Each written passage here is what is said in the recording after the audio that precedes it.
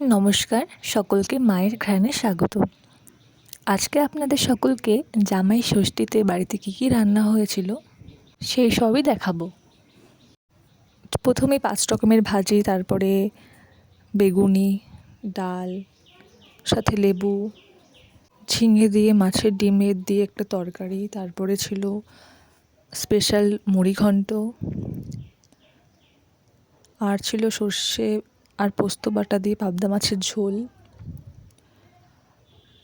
পাবদা মাছের ঝোলটা সত্যিই পুরো অসাধারণ হয়েছিল খেতে। আর মাছের ভিতরে অনেক বড় বড় ডিমও ছিল। আর ছিল সাথে মুরগির মাংস, যেটা সামান্য কষা কষাই রাখা হয়েছিল। খেতে জাস্ট অসাধারণ হয়েছিল।